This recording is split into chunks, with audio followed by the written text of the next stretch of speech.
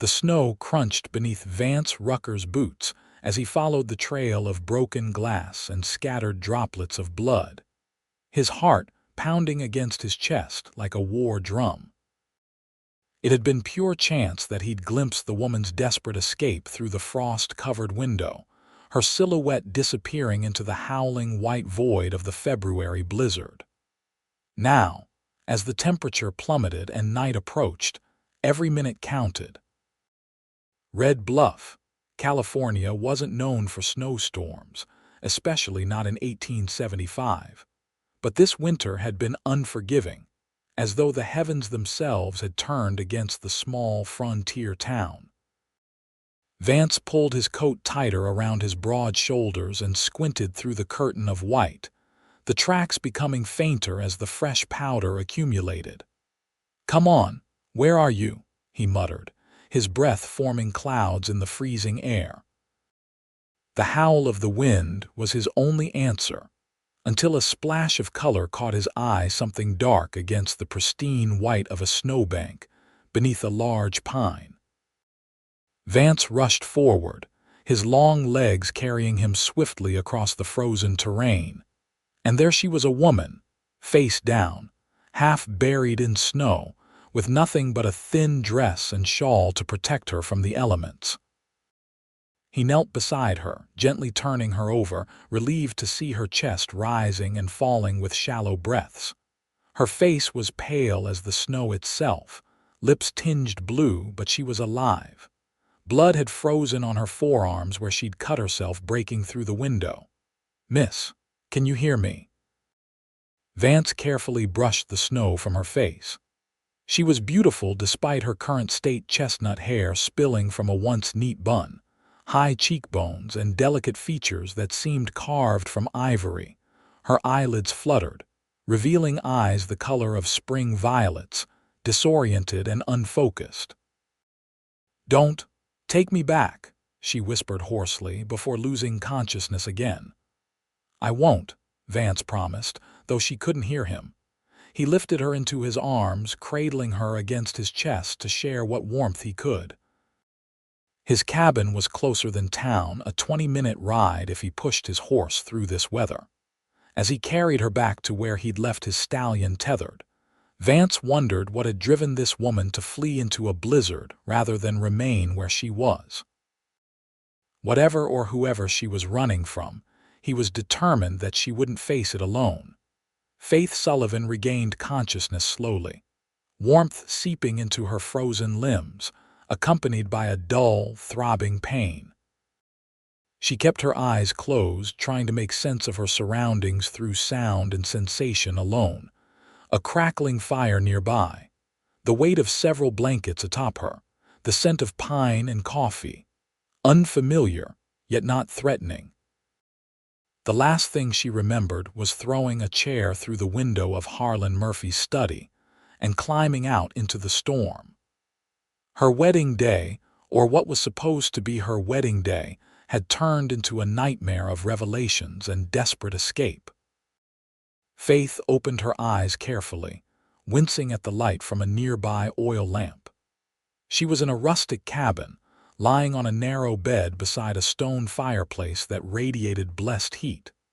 Her gaze traveled to the figure seated in a chair nearby, a man, tall even while sitting, with a book open in his hands. He hadn't noticed she was awake yet.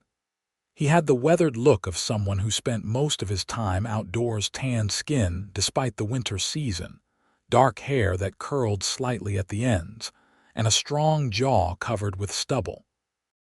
Not much older than her own 22 years, perhaps 27 or 28. When she tried to push herself up on her elbows, pain shot through her arms and she couldn't suppress a gasp. The man's head snapped up, revealing eyes the color of burnished copper. "Easy there," he said, his voice deep but gentle as he set the book aside and moved to her bedside. "You've got some cuts that need to heal." Faith glanced down at her arms, now wrapped in clean bandages. She was wearing a man's flannel shirt that swallowed her slender frame, her own tattered dress nowhere in sight. I had to tend to your wounds, he explained, seeming to read her thoughts. And your dress was soaked through. I didn't. I was careful with your modesty, madam. A flush crept up Faith's cheeks, but she nodded. Thank you for everything. I would have died out there. Vance Rucker, he introduced himself, offering her a cup of steaming liquid from the bedside table. Drink this. It's just broth, but it'll warm you from the inside. She accepted the cup with shaking hands. Faith Sullivan.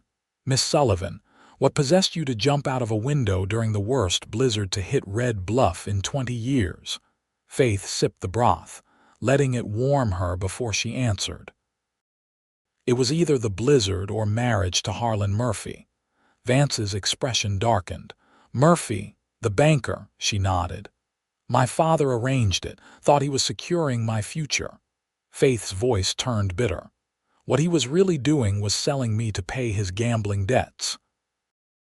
And you found out today, an hour before the ceremony. Faith's hands tightened around the cup. I overheard them discussing the arrangement in Murphy's study. When my father left, Murphy made it clear exactly what kind of marriage it would be. She shuddered.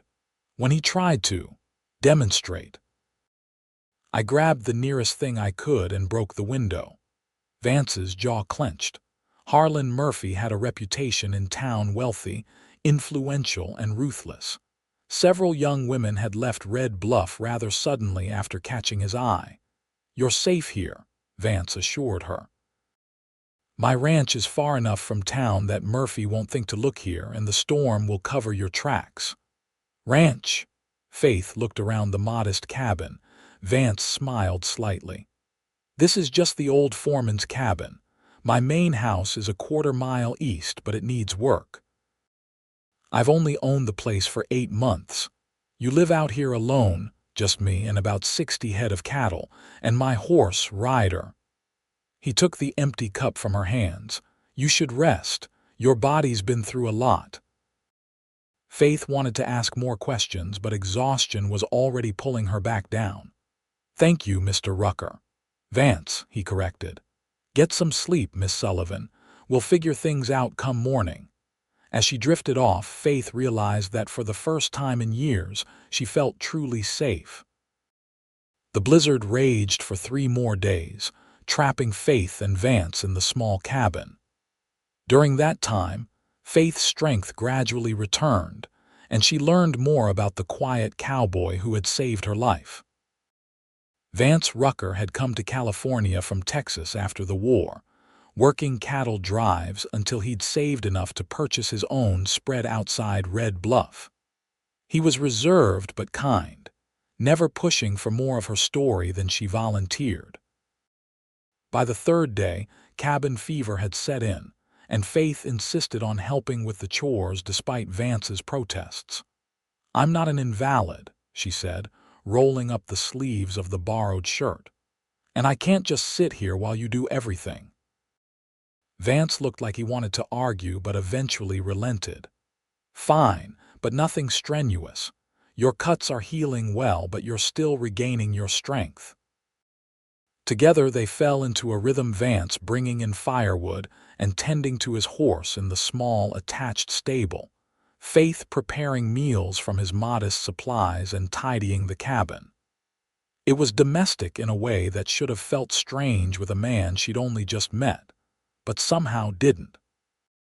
On the evening of the 3rd day, the howling wind finally died down, and an expectant silence fell over the landscape.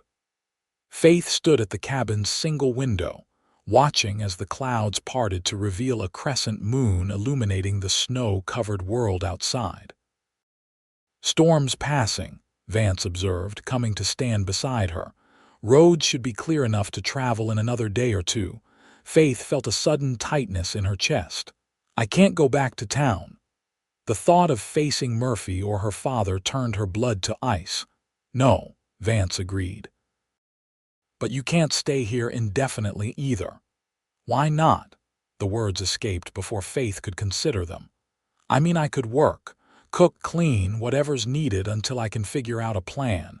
Vance's expression was unreadable in the dim light. Miss Sullivan, Faith, she corrected. Faith, he amended. A young, unmarried woman staying alone with a bachelor would cause talk even out here, and talk travels back to town. I don't care about talk, Faith said firmly. I care about not being forced into marriage with a monster. Vance ran a hand through his hair. Murphy isn't the type to let things go. If he discovers you're here, he'll come with the law on his side, claiming you're his betrothed and I've kidnapped you. We weren't married yet, Faith protested, and I never consented. Your father's consent might be enough, legally speaking. Vance turned to face her fully. What if I took you to Sacramento? You could start fresh there, far from Murphy's reach. Faith considered this. Sacramento was large enough to disappear in, but I have no money, no possessions except what I was wearing when I fled. How would I survive? I could help you get established. No, Faith shook her head firmly. You've already done too much. I won't be a charity case. Vance looked frustrated. It's not charity to help someone in need. Even so, I need to stand on my own 2 feet. Faith turned back to the window, watching snowflakes glitter in the moonlight. What if? What if I stayed and worked for you, properly, as your housekeeper? You said yourself the main house needs work. I could make it livable while you tend to the ranch. Vance was silent for so long that Faith thought he would refuse outright. Finally, he spoke. People would still talk. Let them, Faith said with more bravado than she felt. I'd rather face gossip than Harlan Murphy. It might put a target on both our backs, Vance warned. Murphy has influence. Faith turned to face him, her resolve strengthening. Mr. Rucker, Vance, I have nowhere else to go, but if you're uncomfortable with the arrangement, I understand. Vance studied her face in the flickering firelight, something unreadable passing across his features. 1 month, he finally said. Work as my housekeeper for 1 month. By then, the worst of winter will have passed and we can reassess the situation. Relief flooded through Faith. 1 month was enough time to plan her next steps, to save whatever wages he would pay her, perhaps even find a way to get word to her cousin in Oregon. Thank you, she said sincerely. I promise I'll earn my keep. I don't doubt it, Vance replied, the ghost of a smile touching his lips. But there's one condition. What's that? If Murphy or anyone from town comes looking, you hide. No questions, no heroics. Your safety comes first. Faith nodded. Agreed. As they shook hands to seal their arrangement, Faith couldn't help but notice how warm Vance's calloused palm felt against hers, or the way his eyes seemed to linger on her face before he pulled away. We should get some sleep, he said, clearing his throat. Tomorrow, if the weather holds, I'll show you the main house. That night, as Faith lay on the narrow bed, Vance continuing to insist on taking the floor despite her protests, she found herself wondering about the quiet cowboy sleeping just a few feet away. There was more to Vance Rucker than met the eye, a gentleness that belied his rough exterior, a sadness that sometimes shadowed his gaze when he thought she wasn't looking. Faith pulled the blankets tighter around herself, listening to the deep, even sound of Vance's breathing. For the first time since discovering her father's betrayal, she allowed herself to hope that perhaps things might turn out all right after all. The next morning dawned clear and brilliantly cold, the snow-covered landscape glittering like diamond dust under the winter sun. After a simple breakfast of cornmeal mush and coffee, Vance led Faith through the snow toward the main house, their breath forming clouds in the frigid air. It's not much to look at yet, Vance warned as they approached the 2-story structure. Previous owner let it fall into disrepair. Faith took in the weathered clapboard siding, sagging front porch, and missing shingles. Despite its rough condition, the house had good bones, large windows to catch the light, a proper stone chimney, and a picturesque setting nestled against a backdrop of pine trees. "I think it's lovely," she said honestly. "Nothing that can't be fixed with some care." Something in Vance's expression softened. "That's what I thought too." Inside was a different story. Dust coated every surface, cobwebs hung from the ceiling, and the air was stale and cold. But Faith could see past the neglect to what the house could become: the spacious front room with its river stone fireplace, the kitchen with its cast iron cookstove, the built-in cabinets and wide plank floors. "Why haven't you moved in?" Faith asked, running a finger through the dust on a windowsill. Vance shrugged, looking almost embarrassed. "Been focusing on the cattle and outbuildings. A house needs a woman's touch, I suppose." Faith raised an eyebrow at him. "A house needs someone who cares enough to make it a home." "Man or woman?" The corner of Vance's mouth quirked up. "Fair enough. Still, I wouldn't know where to start." "Well, I do," Faith said, already mentally rolling up her sleeves. "First, we open these windows and air the place out, freezing or not. Then we sweep and scrub from top to bottom." Vance looked dubiously at the layers of dust. "That could take weeks." "Then we'd better get started," Faith replied, already moving toward the nearest window. They spent the day working side by side, opening windows despite the cold, sweeping floors, and clearing away years of cobwebs and dust. Vance brought buckets of snow to melt on the cookstove for cleaning water, while Faith attacked the grime with the determination of someone exorcising demons. By late afternoon, they had managed to make the kitchen and front room somewhat presentable, though both were exhausted and filthy. "You're a hard worker, Faith Sullivan," Vance observed as they sat on the front steps, taking a break with cups of hot coffee. "My father may have raised me to be a proper lady, but my mother taught me the value of honest work before she passed." Faith sipped her coffee, watching the sun begin its descent behind the distant mountains. "She would have hated what my father tried to do." "How old were you when she died?" 12. "Fever took her the winter of '65. Faith's eyes grew distant. "Everything changed after that. Father started drinking, gambling. The dry goods store my grandfather built started failing." She shook her head. "By the time he arranged my marriage to Murphy, there was nothing left to lose but me." Vance was quiet for a moment. "My parents died in a flash flood when I was 16. Left me and my younger brother to fend for ourselves." Faith glanced at him. "You have a brother," a shadow passed over Vance's face. "Had lost him at Antietam. He was just 19. "I'm sorry," Faith said softly, understanding now some of the sadness she'd glimpsed in his eyes. Vance nodded in acknowledgement but didn't elaborate further. "It'll be dark soon. We should head back to the cabin." As they walked through the deep snow, Faith found herself stealing glances at the tall cowboy beside her. In just 4 days, Vance Rucker had shown her more kindness than she'd experienced in years. He'd saved her life, offered her sanctuary, and now given her purpose. And if her heart quickened when his hand accidentally brushed hers as he helped her over a fallen log, well, that was something she would examine later, alone with her thoughts. The following week fell into a pattern. Each morning after breakfast, Vance would see to the cattle and other ranch work, while Faith tackled the main house room by room. In the evenings, they would share dinner in the cabin, then sit by the fire reading books from Vance's small collection or simply talking.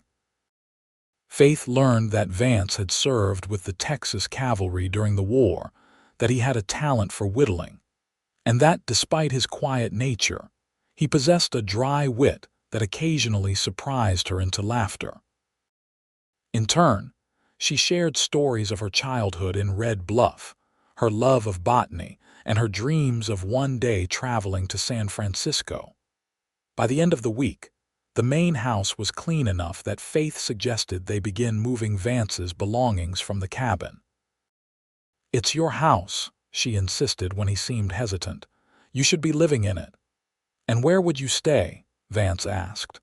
The arrangement was for you to be my housekeeper, not to move me in and leave you out here. Faith hadn't considered that. Oh, I assumed there would be a room for me in the main house as well. Vance ran a hand over the back of his neck, a gesture Faith had come to recognize as a sign of his discomfort. There are 3 bedrooms upstairs, plenty of space, but it would be even more scandalous than our current arrangement, Faith finished for him. She felt a flush rising to her cheeks. I hadn't thought of that. There's a small room off the kitchen, Vance said after a moment, probably meant for a housekeeper. It's not much, but it would be proper, Faith nodded. That would be perfect. They decided to make the move the following day. That evening, as they sat by the fire in what would be their last night in the cabin together, Faith found herself feeling strangely melancholic. "What's on your mind?" Vance asked, noticing her pensive mood. Faith hesitated, then decided on honesty. "I was just thinking about how much has changed in such a short time. A week ago I was facing a life trapped in a loveless marriage. Now I'm free. Free but hiding," Vance pointed out. "Even so." Faith smiled softly. "Thank you, Vance, not just for saving my life that day, but for everything since." In the firelight she could see a flush creep up his neck. Anyone would have done the same. No, Faith shook her head. They wouldn't have. Their eyes met, and something unspoken passed between them, a current of warmth that had nothing to do with the fire. For a breathless moment, Faith thought Vance might reach for her hand, or perhaps say something that would acknowledge the growing connection between them. Instead, he cleared his throat and stood. "Big day tomorrow. We should get some sleep." Faith nodded, trying to ignore the pang of disappointment. "Of course." As she settled into bed that night, Faith reminded herself firmly that Vance Rucker was her employer, not a suitor. Whatever feelings might be developing needed to be kept firmly in check. The last thing she needed was another complicated entanglement with a man, no matter how kind his eyes or gentle his hands.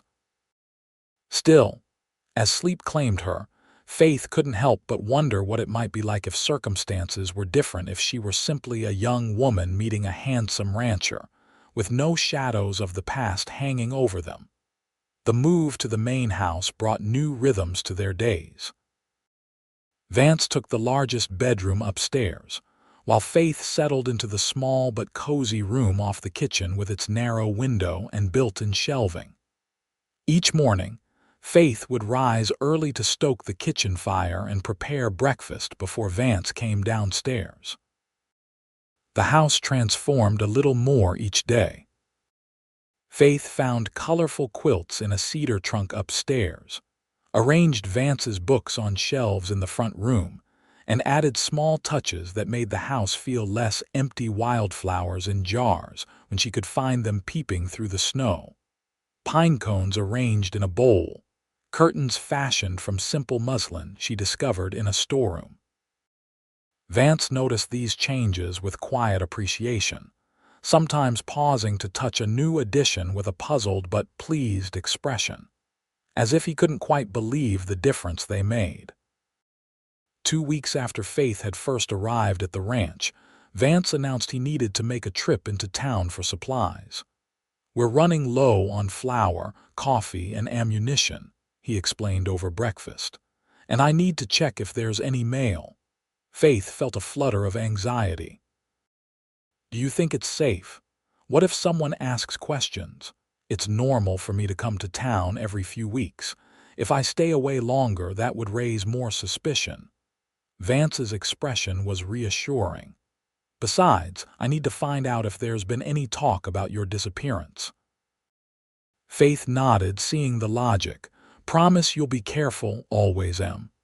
Vance finished his coffee and stood. "I should be back by nightfall. Bar the doors while I'm gone, just to be safe." After he left, the house felt strangely empty. Faith kept busy, tackling the upstairs rooms she hadn't yet properly cleaned, but found herself pausing often to look out windows toward the road to town. By mid-afternoon, Restlessness drove her outside to the small barn where Vance kept feed and tools. She was organizing a shelf of preserved vegetables when she heard hoofbeats approaching. Relieved that Vance had returned safely, Faith hurried to the barn door only to freeze at the sight of two riders who were definitely not Vance. Faith ducked back into the shadows of the barn, heart pounding. Through a crack in the wooden slats, she watched as the men dismounted in front of the main house. With a jolt of terror, she recognized one of them, Harlan Murphy himself, his portly figure unmistakable even bundled against the cold. The other was the local deputy, a young man named Ellis who was known to follow Murphy's orders without question. "Rucker," Murphy called out, his voice carrying in the winter air. "Vance Rucker." Faith pressed a hand to her mouth to stifle her breathing. How had they known to look here? Had someone seen Vance carrying her that day? After receiving no answer, Murphy turned to the deputy. "Check the barn. I'll look in the house." Faith's mind raced. The barn had a back door that led to a small corral. If she could slip out without being seen, she might make it to the tree line before they spotted her. Moving as silently as possible, Faith crept toward the rear of the barn. She could hear the deputy's boots crunching in the snow as he approached the front entrance. Just as she reached the back door, she knocked against a bucket, sending it clattering across the wooden floor. "Who's there?" the deputy called out, his footsteps quickening. Faith abandoned stealth for speed, shoving the back door open and running toward the trees. Behind her, she heard a shout. "Murphy! There's someone running for the woods." Faith didn't look back, focusing only on reaching the tree line. The snow was deep, making her progress agonizingly slow compared to the men pursuing her. Just as she reached the first pine trees, a strong hand grabbed her arm, yanking her backward. Well, Murphy's voice was smug as he spun her around to face him. "If it isn't my runaway bride." Faith recoiled at the smell of whiskey on his breath. "Let me go." "Now, why would I do that when I've spent so much time looking for you?" Murphy's grip tightened painfully. "Your father is beside himself with worry." "My father is worried about his debts, not me." Faith spat, struggling to free herself. The deputy approached, looking uncertain. "Mr. Murphy, maybe we should—" "Shut up, Ellis," Murphy snapped. "This woman is my betrothed and she's coming back to town with us." "I am not your betrothed," Faith protested. "I never agreed to marry you." Murphy's face darkened. "Your father signed a contract, and Rucker will pay for interfering." "Vance had nothing to do with this," Faith lied desperately. "I found this place abandoned and took shelter." Murphy's laugh was ugly. "Do you expect me to believe that? The whole house reeks of woman's touches." He began dragging Faith toward the horses. "We're going back to town. Now." Faith fought, digging her heels into the snow, but Murphy was far stronger. The deputy followed, looking increasingly uncomfortable but making no move to help her. "Let her go, Murphy." The voice was cold and hard as steel. Faith's head snapped up to see Vance sitting atop his horse at the edge of the property, rifle aimed squarely at Murphy's chest. "This doesn't concern you, Rucker," Murphy said, though his grip on Faith loosened slightly. "This woman is my betrothed." Vance dismounted slowly, keeping the rifle trained on Murphy. "The lady seems to disagree." "She's confused," Murphy insisted. "Been out in the cold too long. Tell him, Faith." Faith wrenched her arm free. "I am not confused, and I am certainly not your betrothed." "I would rather die than marry you." Murphy's face contorted with rage. "You ungrateful." "That's enough," Vance interrupted, his voice deadly quiet. "Deputy Ellis, I suggest you remind Mr. Murphy that forcing a woman against her will is a crime, even in Red Bluff." The young deputy shifted uncomfortably. "Mr. Murphy says there's a contract." "A contract with her father, not with her," Vance pointed out. "And last I checked, we don't sell women in California." Murphy's hand moved toward his coat and Vance cocked his rifle. I wouldn't. For a tense moment, no one moved. Then Murphy slowly raised his hands. This isn't over, Rucker. The law's on my side. Is it? Vance's expression was hard. Because I'm sure Sheriff Wilson would be interested to hear about those ledgers you keep in your bottom desk drawer. The ones that don't match the bank's official books. Murphy's face drained of color. You're bluffing. Try me. Vance's aim never wavered. Now get on your horse and ride back to town. And if I see you on my property again, I won't be asking nicely. Murphy's eyes darted between Vance and Faith, calculations clearly running behind them. Finally, he spat on the ground. You've made a powerful enemy today, Rucker. Wouldn't be the first time, Vance replied evenly. Deputy, I suggest you escort Mr. Murphy back to town. The young deputy, clearly relieved to have a way out of the tense situation, nodded quickly. Yes, sir. Come along, Mr. Murphy. Murphy gave Faith one last venomous look before allowing himself to be led back to the horses. As they mounted up, he called out, This isn't over, Faith. Faith stood frozen until the sound of hoofbeats faded into the distance.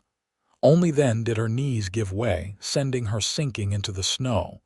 Vance was at her side instantly, rifle slung across his back. Are you hurt? Faith shook her head, tears finally breaking free. How did you know? Saw their horses tied up outside Harrison's general store as I was leaving town. Overheard them planning to ride out here. Vance's jaw tightened. I took a shortcut through Watson's Creek to get here before them, but they must have ridden faster than I expected. Faith's hands were shaking. What happens now? They'll come back with more men. Vance helped her to her feet. Maybe, but Murphy has secrets he doesn't want exposed.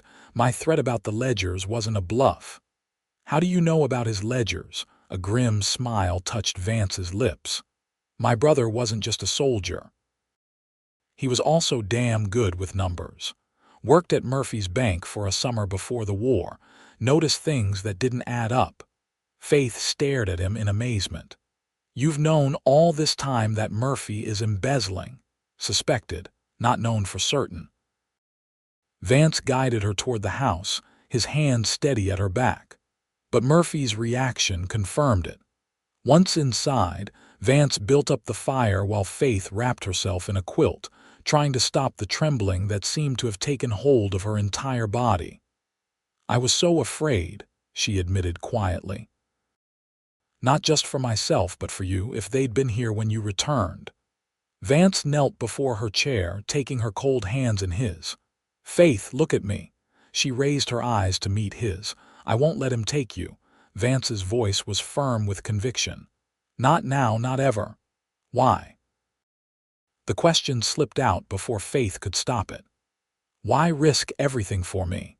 Vance's expression softened, vulnerability showing through his usual reserve. Because in all my years, I've never met anyone like you. Because you're brave and kind and determined. He paused, his thumbs tracing circles on her palms. And because I think I'm falling in love with you. Faith's breath caught in her throat. Vance, you don't have to say anything, he said quickly. I know it's too soon. And your circumstances. Faith leaned forward and pressed her lips to his, silencing his words. The kiss was gentle, tentative at first, then deepening as Vance responded, one hand moving to cup her cheek with infinite tenderness. When they finally broke apart, Faith's eyes were shining. I think I'm falling in love with you too. The admission hung in the air between them, fragile and precious as a snowflake. Then Vance smiled, a real, full smile that transformed his face and pulled her close again. For that moment, at least, the threat of Murphy and the uncertainties of the future faded away, leaving only the warmth of newfound love in a house that was slowly becoming a home. The peace couldn't last, of course.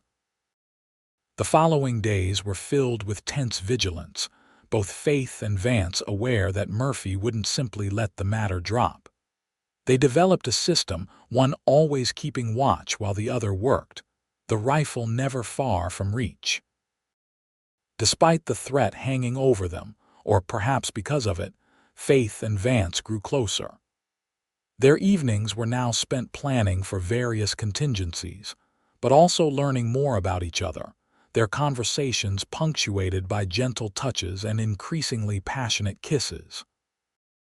"We could leave," Vance suggested one evening as they sat before the fire, Faith's head resting on his shoulder. "Sell the ranch, head north to Oregon or Washington Territory." Faith sighed. "That would mean Murphy wins. This ranch is your dream. I won't be the reason you abandon it." "You're more important than any piece of land," Vance said firmly. Faith turned to face him, taking his hands in hers. "What if there's another way? You said Murphy's ledgers would incriminate him. What if we could get proof?" Vance frowned. "Breaking into the bank would be suicide." "Not the bank." Faith's eyes lit with determination. "His house. Murphy keeps duplicate records at home. I overheard him telling my father as much the day I fled. If we could get those records, take them to the territorial marshal in Sacramento." "It's too dangerous." Vance shook his head. "If you're caught in Murphy's house, there's no telling what he'd do." "Not me," Faith clarified. "Us, together." Vance studied her face, seeing the resolve there. "You're not going to let this go, are you?" "I want a life with you, Vance," Faith said softly. "A real life. Not one spent looking over our shoulders waiting for Murphy to strike." The admission hung in the air between them. They hadn't spoken explicitly of a future together beyond the immediate situation, though their feelings for each other were clear. Vance's expression softened. "A life together," he repeated, the words almost a question. Faith nodded, her heart in her throat. If that's what you want too." Vance pulled her closer. "It's all I want." He kissed her gently, then rested his forehead against hers. "Which is why risking your safety is not an option." "Then we plan carefully," Faith insisted. "We wait for the right moment." After much discussion, they reluctantly agreed on a plan. The annual Founders' Day dance was coming up in 2 weeks, an event Murphy never missed, as it gave him ample opportunity to showcase his position in town. With Murphy at the dance, and most of the town joining him, his home would be minimally guarded, if at all. The next 2 weeks passed in a blur of preparation and nervous anticipation. Vance made several trips to town, each time returning with snippets of information about Murphy's movements and the layout of his house, gleaned from casual conversations with townspeople who had no idea of his true intentions. Faith, meanwhile, spent her time making the ranch house as comfortable and secure as possible. Unable to shake the feeling that their lives would change drastically after their planned incursion into Murphy's home, for better or worse. The night before they were to put their plan into action, a late winter storm moved in, bringing with it howling winds reminiscent of the blizzard during which they'd first met. Faith stood at the window watching snow swirl in the darkness, trying to quiet the anxiety coursing through her. "Having second thoughts?"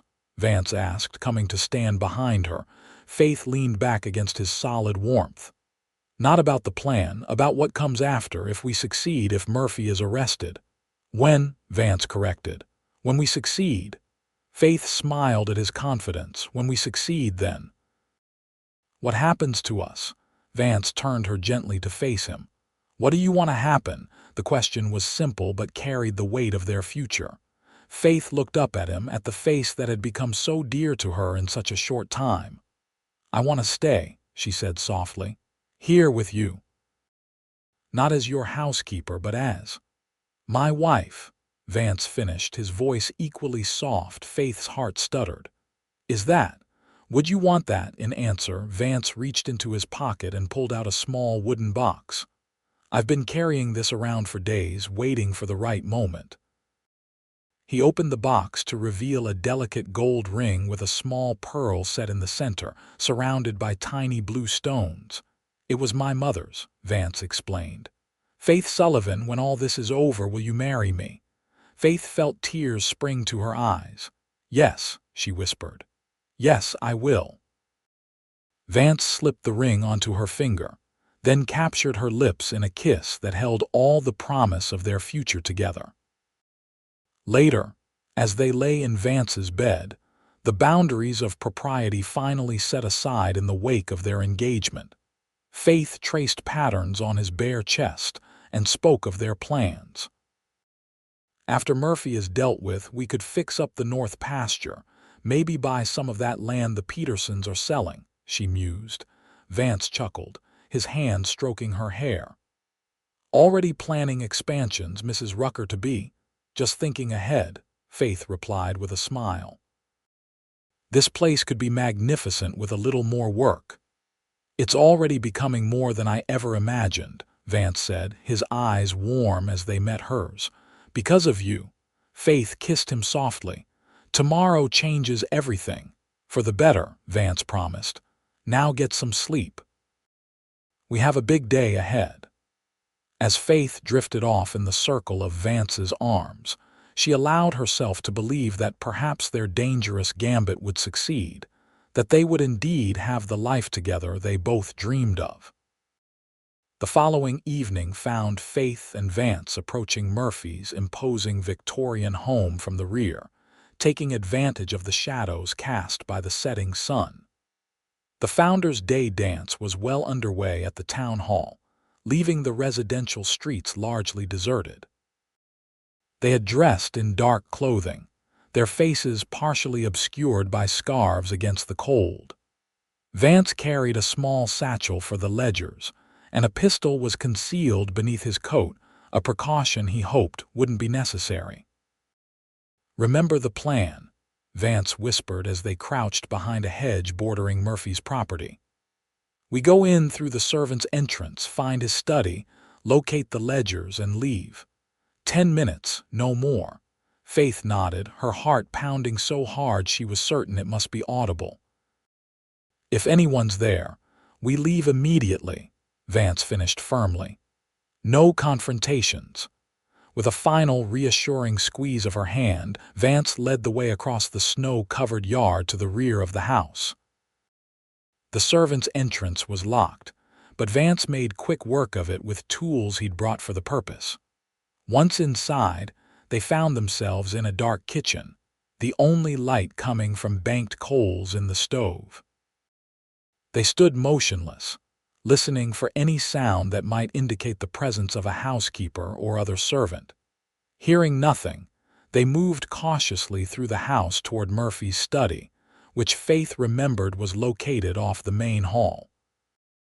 Vance kept a hand on his concealed pistol, eyes constantly scanning their surroundings. The house was opulent, bordering on gaudy heavy velvet drapes, ornate furniture, and oil paintings in gilded frames lining the walls. It spoke of wealth displayed for its own sake rather than taste or comfort.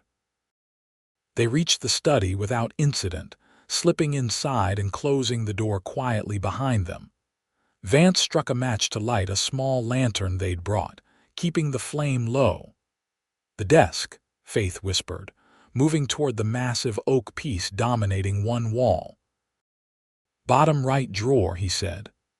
While Faith searched the desk, Vance kept watch at the door, every nerve on alert. After a moment, he heard her intake of breath. "Found them," Faith said quietly, holding up several leather-bound ledgers, "and letters correspondence with banks in San Francisco."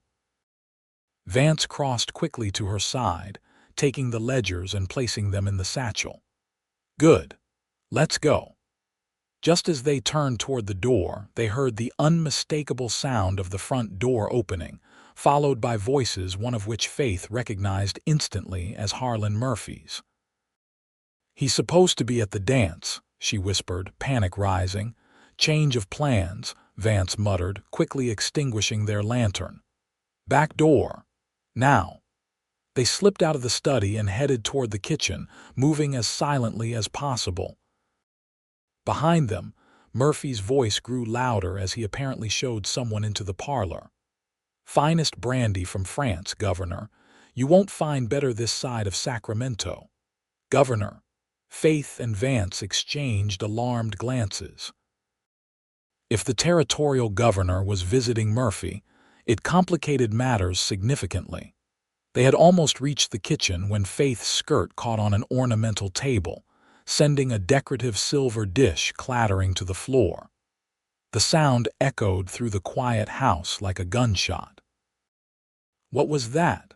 Murphy's voice called out sharply. "Hawkins, check the back." Footsteps approached rapidly. Vance grabbed Faith's hand and they ran for the kitchen door, no longer concerned with stealth. They burst into the yard just as a burly man, presumably Hawkins, appeared at the doorway behind them. "Intruders!" he shouted. "Mr. Murphy, intruders!" Vance and Faith sprinted across the yard, heading for the street where they'd left their horses. Behind them, more shouts erupted from the house. They mounted quickly, Vance passing Faith the satchel with the ledgers. "Head for the ranch," he instructed tersely. "I'll lead them away, then circle back." "Vance, no," Faith began to protest. "No time to argue," Vance cut her off. "Go." With a last desperate look, Faith dug her heels into her horse's sides and galloped down the street toward the road that would lead back to the ranch.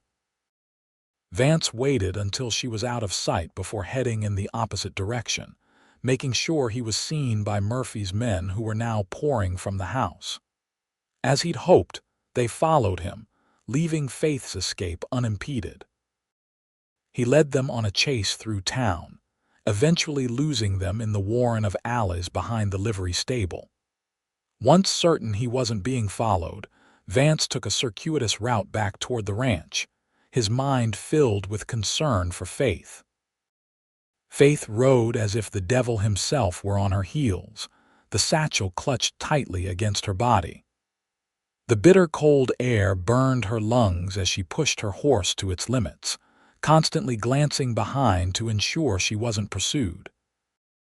The ranch house came into view just as the moon broke through the clouds, illuminating the snow-covered landscape. Faith dismounted quickly, leading her exhausted horse to the barn and removing its tack with trembling hands. Inside the house, she paced anxiously, the satchel of ledgers placed safely on the kitchen table. Every sound made her jump, her imagination conjuring visions of Murphy's men capturing Vance, or worse. An hour passed with excruciating slowness. Then another. Faith had just decided to saddle a fresh horse and go looking for Vance when she heard the sound of approaching hoofbeats. She grabbed Vance's rifle from above the fireplace and moved to the window, peering cautiously through the curtains. Relief flooded through her at the sight of Vance's tall figure dismounting from his horse. Faith threw open the door and ran to him, the rifle forgotten in her hand. "Thank God you're safe." Vance swept her into his arms, holding her tightly. "They didn't follow you." "No," Faith assured him. "I got here without incident. The ledgers are inside." They led Vance's horse to the barn, then hurried into the house, locking the door securely behind them. Only then did Vance sink into a chair, exhaustion evident in every line of his body. "Are you hurt?" Faith asked worriedly, noticing for the first time a dark stain on his sleeve. Vance glanced down as if surprised. "Just a graze. Hawkins got off a shot as I was riding away." Faith immediately fetched clean water and bandages, insisting on tending to the wound despite Vance's protests that it was minor. As she cleaned and wrapped his arm, Vance explained what had happened after they separated. "Murphy knows it was us," he concluded grimly. "I heard him shouting my name as I rode off." Faith's hand stilled. "What do we do now?" "We leave tonight," Vance said firmly. "Pack what we can carry. We'll head for Sacramento first light, take the ledgers directly to the U.S. Marshal." "But the ranch will come back once it's safe," Vance promised, taking her hands in his. "Faith, Murphy will be here by morning with men and probably the sheriff. We can't be here when they arrive." Faith nodded reluctantly, knowing he was right. "I'll start packing." They worked quickly, gathering essentials: clothing, food, ammunition, and, of course, the incriminating ledgers. Vance insisted Faith wear men's trousers for riding, giving her an old pair of his along with a heavy coat. By midnight they were ready. 2 horses stood saddled outside, loaded with their belongings. The house had been secured as best they could manage, though both knew it might not remain unviolated for long. "Ready?" Vance asked softly, offering Faith his hand. She took it, squeezing firmly. "Ready." As they mounted their horses, Faith cast one last look at the house that had become her sanctuary and almost her home. "We will come back," she said, as much to convince herself as anything. "We will," Vance affirmed. "And when we do, it'll be as husband and wife." With that promise warming her heart despite the bitter cold, Faith turned her horse southward, following Vance into the night, the precious ledgers secured in her saddlebag, and her future riding steadfastly beside her. The journey to Sacramento was grueling. Winter had not yet released its grip on the land, and they were forced to travel through snow-covered mountain passes and icy river crossings. They avoided main roads and towns, taking shelter in abandoned cabins or making camp in the shelter of dense forests. Despite the hardships, there was a strange joy in their flight. Each night, huddled together for warmth beneath shared blankets, Faith and Vance spoke of their plans for the future, the improvements they would make to the ranch, the family they hoped to start, the life they would build together once Murphy's shadow no longer hung over them.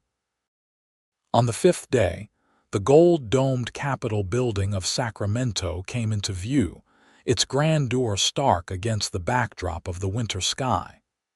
Faith and Vance exchanged relieved glances. They had made it. They found lodging at a modest inn on the outskirts of the city, far from the grander establishments where they might be noticed. After cleaning up as best they could, Vance carefully wrapped the ledgers in oilcloth. "I'll take these to the marshal's office," he told Faith. "You should rest." Faith shook her head firmly. "We do this together or not at all." Vance smiled, pride shining in his eyes. "Together, then." The U.S. Marshal's office was located in an imposing stone building near the Capitol. Inside, they were directed to a stern-faced man with iron-gray hair and a carefully trimmed beard, Marshal James Harding. "What can I do for you folks?" he asked, eyeing their travel-worn appearance with thinly veiled suspicion. Vance placed the ledgers on the desk. "Evidence of embezzlement and fraud against Harlan Murphy, banker of Red Bluff." Marshal Harding's eyebrows rose slightly. "That's a serious accusation." "These ledgers contain proof that Murphy has been systematically defrauding his depositors and manipulating land prices throughout Tehama County," Faith explained. "There are also letters showing his correspondence with accomplices in San Francisco." The marshal opened one of the ledgers, his expression becoming increasingly grave as he scanned its contents. "Where did you obtain these?" Faith and Vance exchanged glances. "From Murphy's home," Vance admitted. He was attempting to force Miss Sullivan into marriage to silence her father, who had discovered some of these irregularities. For the next hour, they provided Marshal Harding with a detailed account of everything that had transpired, from Faith's escape through the window during the blizzard to their theft of the ledgers and subsequent flight to Sacramento. When they finished, the marshal sat back in his chair, fingers steepled beneath his chin. "You've taken a considerable risk, both of you." "We had no choice," Faith said quietly. "Murphy's influence in Red Bluff is too great for local law enforcement to act against him." Marshal Harding nodded thoughtfully. Unfortunately, that's often the case in these smaller communities. He tapped the ledgers. I'll need time to review these thoroughly and to consult with the district attorney. And in the meantime, Vance asked. In the meantime, you should remain in Sacramento, the marshal advised. I can't guarantee your safety if you return to Red Bluff before we've acted on this information. Faith's heart sank. How long will that be? A week, perhaps 2, Marshal Harding replied. These matters take time, especially when dealing with someone of Murphy's standing. Vance reached for Faith's hand, squeezing it reassuringly. We can wait. The marshal's eyes softened slightly as he observed the gesture. I appreciate your cooperation in this matter. It takes courage to stand against corruption, especially when it wears a respectable face. As they prepared to leave, the marshal added, check back in 3 days. I should have more information for you by then. Outside, Faith took a deep breath of the crisp winter air. 2 weeks, she murmured. What do we do for 2 weeks? Vance's eyes held a warmth that belied the cold day. I can think of something. The following morning, Faith found herself standing in a small church near the city center, a hastily purchased dress of pale blue replacing her travel-stained clothing. Across from her stood Vance, looking handsome despite his own somewhat rumpled appearance, his eyes never leaving hers as the minister spoke the traditional words. I now pronounce you man and wife, the elderly clergyman concluded with a smile. You may kiss your bride, Mr. Rucker. Vance needed no further invitation, drawing Faith into his arms for a kiss that sealed their vows and promised a lifetime of love and partnership. Their wedding night was spent in a slightly more comfortable inn than their first lodging, a small but private room with a real bed instead of straw pallets. As Faith lay in Vance's arms, watching moonlight filter through the curtains, she felt a sense of peace that had eluded her for years. Mrs. Rucker, Vance murmured against her hair, the words holding a note of wonder. Faith smiled, turning to face him. It still doesn't seem real. Which part, that we're married or that we're fugitives from a corrupt banker? Faith laughed softly. Both, I suppose. Vance traced the curve of her cheek with gentle fingers. Real or not, I wouldn't change a moment of how we got here. Not even the part where I nearly froze to death in a snowbank. Well, perhaps that part, Vance conceded with a smile, though I'm grateful it led me to you. Faith kissed him, marveling at how natural it felt to be his wife, as though they had known each other for years rather than weeks. Do you think the marshal will be able to help us? He seemed like a man who takes his duty seriously, Vance replied. And those ledgers contain enough evidence to put Murphy away for years. Faith nodded, trying to push away the nagging worry that had accompanied them all the way from Red Bluff. And if he can't, if Murphy's influence reaches even here, Vance's arms tightened around her, then we'll keep moving. Oregon, Washington Territory, even Canada if necessary. What matters is that we're together. Faith rested her head on his chest, listening to the steady beat of his heart. Together, she echoed, holding the word close like a talisman against uncertain times. The next 3 days passed in a curious mixture of anxiety and newlywed bliss. Faith and Vance explored Sacramento when they dared venture out, always watchful for anyone who might have been sent from Red Bluff to find them. In their room, they planned and dreamed and loved, building a vision of their future that sustained them through moments of doubt. On the 3rd day, they returned to the marshal's office as instructed. This time, they were shown immediately to Harding's office, where they found him in conference with another man tall, distinguished, with the unmistakable bearing of someone accustomed to authority. Mr. and Mrs. Rucker, Marshal Harding greeted them, his use of Faith's new married name bringing a smile to her lips despite the tense circumstances. May I present District Attorney William Stanton, The district attorney shook their hands firmly. "Marshal Harding has briefed me on your situation. I've reviewed the evidence you provided, and I must say it's quite compelling." Hope surged in Faith's chest. "Then you believe us, about Murphy?" "The ledgers speak for themselves," Stanton replied. "What's more, they've confirmed suspicions that have been circulating about Murphy's operations for some time. We simply lacked concrete evidence until now." Vance's posture relaxed slightly. "What happens next?" Marshal Harding and the district attorney exchanged glances. "We're preparing to move against Murphy," Harding explained. "Not just for the financial crimes, but also for the coercion and threats against Mrs. Rucker." "When?" Vance asked. "Tomorrow," Stanton said. "We're sending a team to Red Bluff with arrest warrants for Murphy and several of his associates. Marshal Harding will lead them personally." Faith could hardly believe what she was hearing. "And after he's arrested, will we be safe to return home?" "There may be some in town who remain loyal to Murphy," Marshal Harding cautioned. "But with him in custody and his crimes exposed, his influence will wane quickly enough. I would advise waiting at least a week after the arrest before returning," Stanton added. "Give the initial shock time to settle." Vance nodded, his hand finding Faith's. "We can do that." As they rose to leave, Marshal Harding added, "We'll need formal statements from both of you for the prosecution. Can you come back tomorrow afternoon?" "Of course," Faith agreed readily. Outside, Vance lifted Faith off her feet in a jubilant embrace, spinning her around despite the curious glances of passers-by.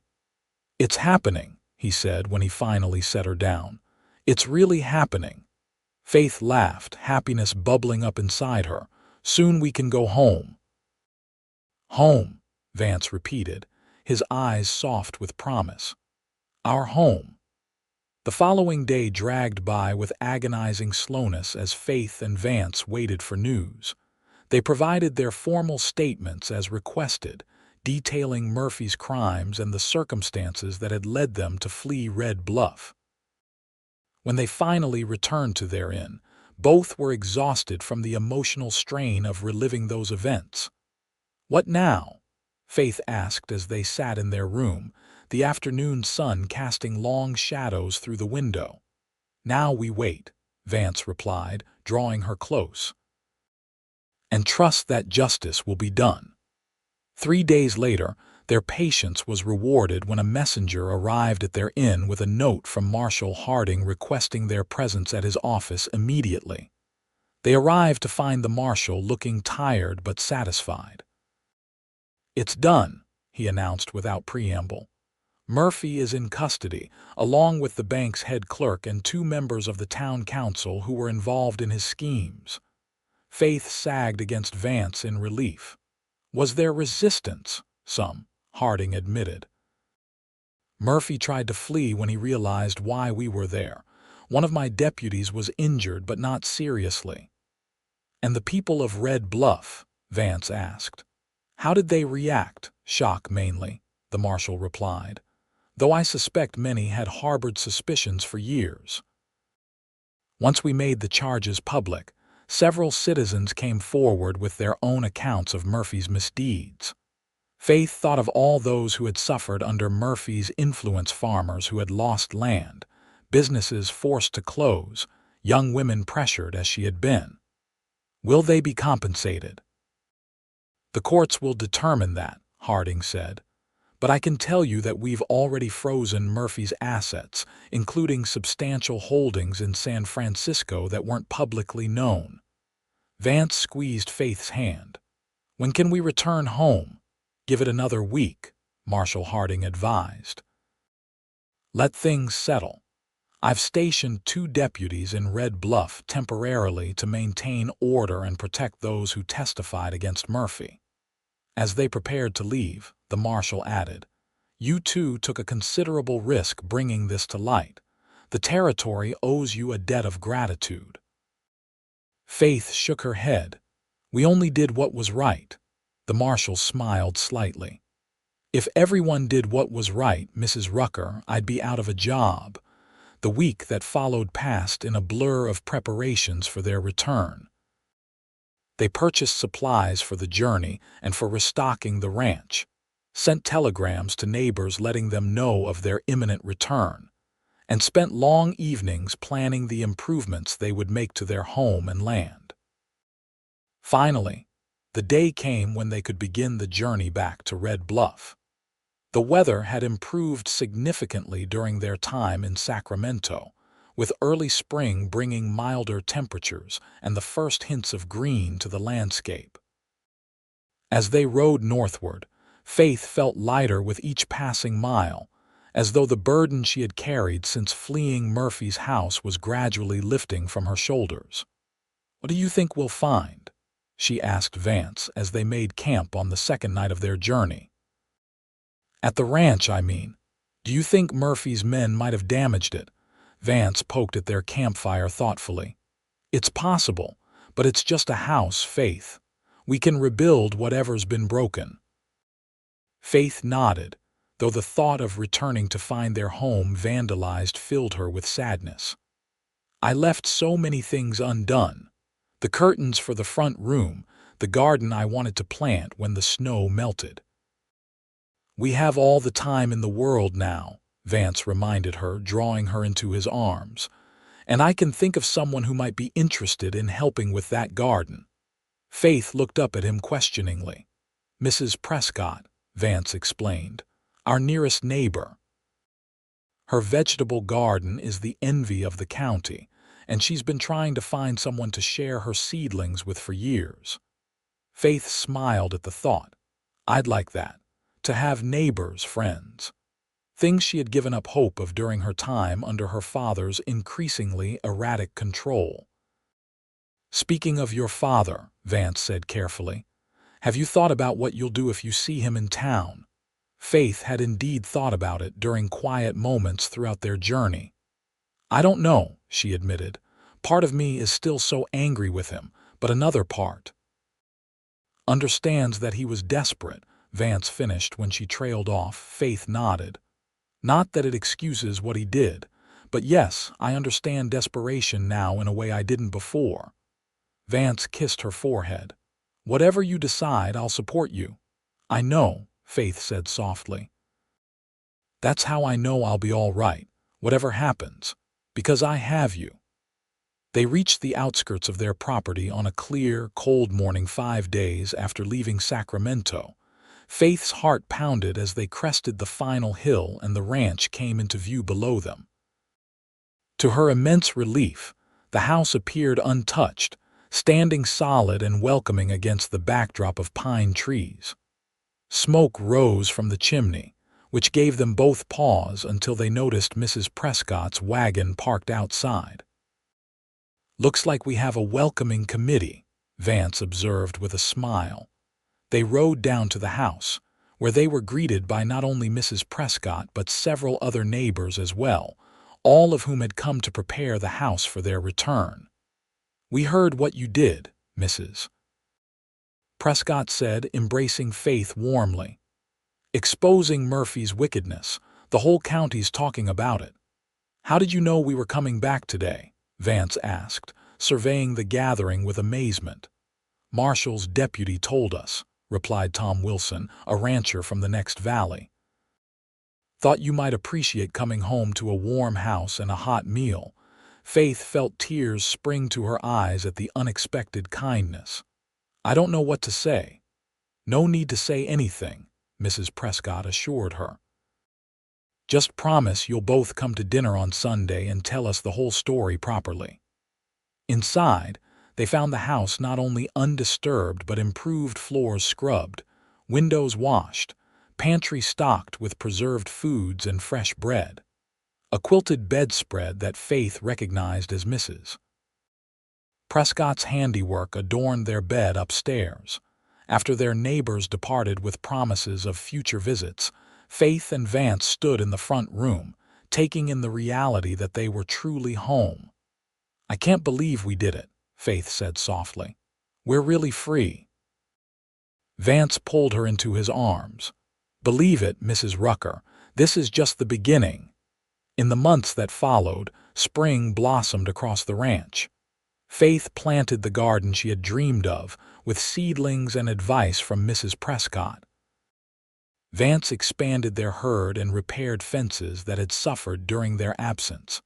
Together, they transformed the house into a true home: curtains at the windows, colorful rugs on the floors, and photographs in frames on the mantel.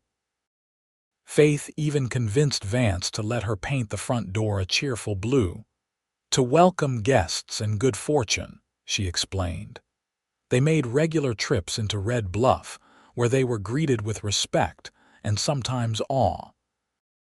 Murphy's crimes had shaken the town to its core, but in their aftermath, a new spirit of community had emerged.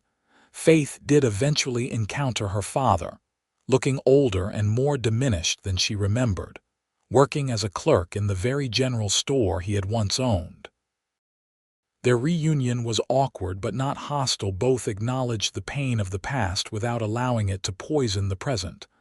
"I'm sorry, Faith," he said simply, "for everything." "I know," she replied, and found that she did. The anger she had carried had mellowed into something less sharp, less consuming. She did not invite him to visit the ranch, nor did he ask to come. Some wounds were too deep for easy healing. But they established a cautious civility that Faith thought might, with time, evolve into something more like forgiveness. As summer approached, Faith made an important discovery. The persistent fatigue she had been experiencing, the slight nausea in the mornings, the curious cravings for foods she normally avoided, all pointed to one joyous conclusion. She chose a quiet evening to share the news with Vance, as they sat on their newly built porch swing watching the sunset paint the western sky in shades of gold and crimson. "Vance," she began, her voice soft but steady, "I have something to tell you." He turned to her, concern immediately crossing his features at her serious tone. "What is it? Are you unwell?" Faith smiled, taking his hand and placing it gently against her still flat stomach. "Not unwell, just expecting." Vance's expression transformed from concern to wonder in an instant. "Expecting? You mean a baby," Faith confirmed, her eyes shining. "Our baby. Due in winter, the doctor thinks." For a moment, Vance seemed unable to speak, his gaze moving from her face to her stomach and back again. Then he whooped with joy, lifting Faith from the swing and cradling her as though she were made of glass. "A baby," he repeated, voice thick with emotion. "Our child." Faith laughed at his exuberance, even as tears of happiness spilled down her cheeks. "Are you pleased?" "Pleased doesn't begin to cover it," Vance replied, setting her gently back on the swing and kneeling before her. "Faith Rucker, you have made me the happiest man alive, first by becoming my wife and now by making me a father." He pressed a reverent kiss to her stomach, then rose to capture her lips with his own. "I love you," he whispered against her mouth. "Both of you." Faith wound her arms around his neck, overwhelmed by the fullness of her heart. "And we love you." As twilight settled over the ranch, Faith thought back to that desperate night when she had fled through a window into a blizzard, certain that her life was ending. Instead, it had been just beginning. Now, safe in the arms of the man who had found her half frozen in a snowbank, with their child growing beneath her heart and their home thriving around them, Faith knew one thing with absolute certainty. Some storms, it seemed, carried blessings in their wake. The seasons turned, and with them, Faith's body changed, rounding with new life. Vance became increasingly protective, insisting on taking over the more strenuous chores despite Faith's protests that pregnancy didn't render her helpless. "Indulge me," he would say with a smile that never failed to warm her heart. "Let me take care of you both." And so Faith focused on preparing for their child's arrival, sewing tiny garments in the evenings and transforming the smallest upstairs bedroom into a nursery. Mrs. Prescott and other neighboring women offered advice, old wives' tales, and hand-me-down cradles and blankets, welcoming Faith into the sisterhood of motherhood with open arms. As her due date approached, winter once again wrapped the ranch in a blanket of white, the snow bringing back memories of their first meeting. Sometimes Faith would stand at the window, watching flakes drift from a leaden sky, and marvel at how much had changed in a single year. "What are you thinking about?" Vance asked one such evening, coming to stand behind her, his hands gently cradling her swollen belly. "How strange life is," Faith replied, leaning back against his solid warmth. "If someone had told me last winter that I'd be standing here now, married to you with a baby on the way, I would have thought them mad." Vance chuckled, the sound rumbling pleasantly against her back. "And if someone had told me I'd find my wife in a snowbank, I'd have had similar doubts." Faith turned in his arms, looking up at the face she had come to know as well as her own. "Do you ever wonder what would have happened if you hadn't found me that night?" A shadow crossed Vance's expression. "I try not to. The thought of you out there alone in that cold." "But you did find me," Faith reminded him, rising on tiptoe to kiss him softly. "And here we are." Their peaceful preparations were interrupted a week later when Faith awoke in the pre-dawn hours to a sharp pain lancing across her abdomen. She lay still, counting the minutes until it happened again, confirming what she already suspected. "Vance," she whispered, shaking his shoulder gently. "Vance, wake up." He came awake instantly, years of ranch life having trained him to respond quickly to nighttime disturbances. "What is it?" "Are you all right, the baby?" Faith said, wincing as another contraction began. "It's coming." Vance was out of bed in an instant, fumbling for matches to light the lamp. "Now. But it's early, the doctor said another 2 weeks at least." "Apparently our child has other ideas," Faith said, attempting a smile despite her discomfort. Vance's expression was a mixture of excitement and alarm. "I'll go for the doctor." "There's no time," Faith interrupted, gripping his arm as another contraction, stronger than the previous ones, took her breath away. "The snow started again last night, and town is an hour's ride in good conditions." Then Mrs. Prescott, Vance decided, already pulling on his clothes. "She's delivered half the babies in the county." Faith nodded, grateful for his clear thinking when her own mind was increasingly focused on the intensifying pain. "Yes, but hurry." The next few hours passed in a blur for Faith. Vance rode out into the snowy darkness, returning what seemed like an eternity later with a calm, capable Mrs. Prescott in tow. Under her experienced guidance, the bedroom was transformed into a birthing room, with clean linens, hot water, and all the necessary supplies. "You're progressing quickly, my dear," Mrs. Prescott informed Faith after examining her. "This little one is certainly eager to meet its parents." Faith managed a strained laugh that turned into a gasp as another contraction seized her. Vance, standing helplessly nearby, moved to take her hand. "You can do this," he murmured, his voice steady despite the worry in his eyes. "You're the strongest woman I know." Faith clung to his words and his hand through the increasingly intense contractions, drawing strength from his unwavering presence. "Mrs. Prescott directed them both with firm kindness, her calm confidence a balm to their nerves. As dawn broke over the snow-covered landscape, painting the bedroom with pale golden light, Faith gave one final, tremendous push and their child slid into the world with a lusty cry. "A boy," Mrs. Prescott announced triumphantly, quickly wrapping the squalling infant in a warm blanket. "A fine, healthy son." Vance's face was transformed by wonder as Mrs. Prescott placed the tiny bundle in Faith's arms. "A son," he repeated, voice thick with emotion. "Faith, you've given me a son." Faith gazed down at their child, red-faced and indignant at his abrupt entry into the world, with a shock of dark hair that already promised to be as unruly as his father's. "Hello, little one," she whispered, tracing a finger over his perfect miniature features. "We've been waiting for you." Vance perched carefully on the edge of the bed, his arm around Faith's shoulders, his other hand gently touching their son's head with reverent awe. "He's perfect. What will you name him?" Mrs. Prescott asked, smiling at the tableau before her as she efficiently tidied the room. Faith and Vance exchanged glances. They had discussed names during the long winter evenings but had never quite settled on one.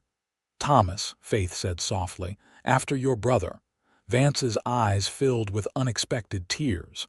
"Are you sure?" Faith nodded. "I'm sure. Thomas James Rucker." "James?" Vance questioned. "For Marshall Harding," Faith explained with a smile, "without whom we might not be here today." Vance nodded, blinking back his tears. "Thomas James it is." He leaned down to kiss first his son's forehead, then his wife's lips. "Thank you," he whispered against her mouth.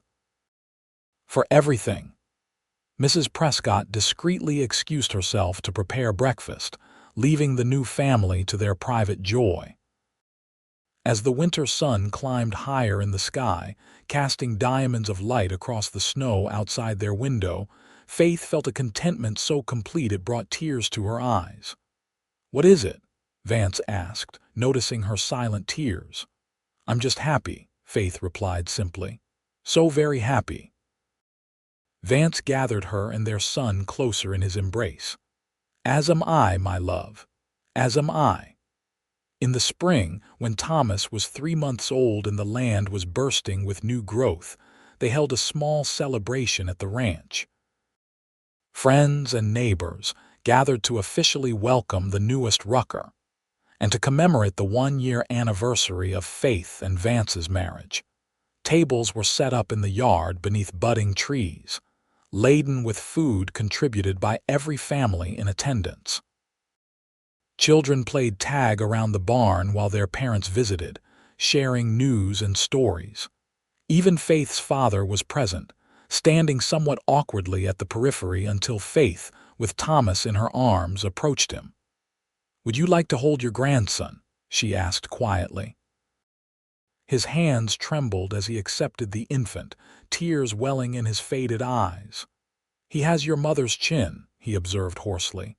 "I know," Faith replied with a gentle smile. "And Vance's eyes. It wasn't complete forgiveness, not yet. But it was a beginning, a tentative bridge across the chasm that had separated them." Later, as the celebration continued around them, Faith and Vance stole a moment alone, walking to the spot at the edge of their property where Vance had found her that fateful night. "It's hard to believe it was here," Faith mused, looking at the now green patch of ground that had been a snowbank the previous winter. "Everything looks so different." "Not everything," Vance replied, drawing her into his arms. "I still see the same brave woman who would rather face a blizzard than compromise her freedom." Faith smiled up at him. "And I still see the same honorable man who took in a stranger and ended up giving her a home." "More than a home," Vance corrected, brushing a strand of hair from her face. "A life, a family, a future." As they sealed these words with a kiss, Faith reflected that while their beginning had been unusual, a desperate escape, a snowstorm, a chance rescue, perhaps it was fitting for a love as unexpected and transformative as theirs. Behind them, the sounds of their celebration continued, friends laughing, children playing, a community thriving. Before them stretched the land they had claimed and tended together, green with promise in the spring sunshine. And between them, binding them together more surely than any storm or struggle could separate them, was the love that had bloomed in the most unlikely of circumstances, a love that had turned a snowbank into a beginning, a house into a home, and two solitary souls into a family. As they turned to walk back to their guests, hand in hand beneath the endless California sky, Faith knew with absolute certainty that though their story had begun with a desperate flight into a blizzard, it would continue with countless days of joy, challenge, growth, and above all, love, the kind of love that, like the strongest shelter, could withstand any storm the future might bring.